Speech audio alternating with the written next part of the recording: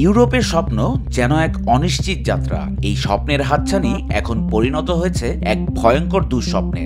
ভূমধ্যসাগর পাড়ি দিয়ে ইউরোপে প্রবেশের চেষ্টাকারীদের মধ্যে এখন বাংলাদেশিরাই শীর্ষে।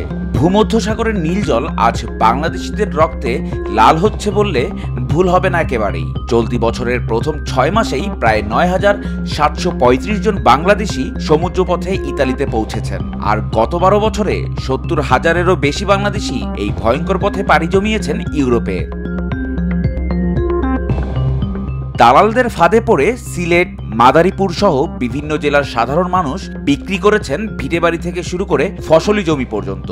এমনকি অনেকের প্রাণের ঝুঁকি নিতেও ভাবছেন না এক মুহূর্ত সময়। ভূমধ্যসাগর পাড়ি দেওয়ার সময় লিবিয়ার ক্যাম্পে আটকে পড়া হাজারো মানুষ প্রতিদিন মুখোমুখি হচ্ছেন ক্ষুধা, নির্যাতন আর মৃত্যু। ফেসবুকের মতো সামাজিক যোগাযোগ মাধ্যমে দালালদের খপ্পরে পড়েই প্রতিনিয়ত অসংখ্য তরুণ ইউরোপের আশায় ছাপ দিচ্ছেন এই মরণ ফাঁদে। স্বরাষ্ট্র মন্ত্রণালয়ের তথ্য অনুযায়ী ২০২৪ সালে মানব পাচার আইনে নতুন করে ১,০৩৪টি মামলা দায়ের হয়েছে।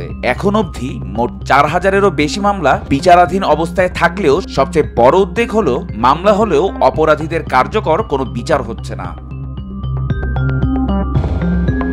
ফ্রন্টেক্সের তথ্যানুসারে ২০০৯ থেকে ২০২৪ সাল পর্যন্ত ৯২,০০০-এরও বেশি বাংলাদেশি ভূমধ্যসাগর পাড়ি দিয়েছেন, যার মধ্যে শুধু চলতি বছরের জানুয়ারিতেই লিবিয়ায় ২৩ জনের মৃতদেহ উদ্ধার হয়েছে। ব্র্যাকের এক গবেষণায় দেখা গেছে লিবিয়ায় যাওয়া ৬০% বাংলাদেশি ভালো চাকরির আশায় গেলেও ৮৯% কোনো কাজই পান না, ৭৯% শারীরিক নির্যাতনের শিকার হন এবং ৫৪% ঠিকমতো খাবারও পান না। পাচারকারীরা দুবাই, মিশর, কাতার, সিরিয়া হয়ে লিবিয়াকে প্রধান রুট হিসেবে ব্যবহার করছে, এমনকি হজ ও ভিজিট ভিসার নামেও পাচার চালাচ্ছে।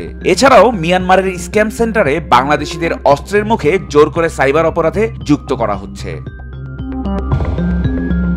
সংঘবদ্ধ অপরাধ মানব পাচার, বন্ধ হোক শোষণের অনাচার। স্বপ্ন দেখাটা অপরাধ নয়, কিন্তু স্বপ্নের নামে যেন কেউ প্রাণ না হারান, এই দাবি আজ সময়ের, এই দাবি আজ সবার।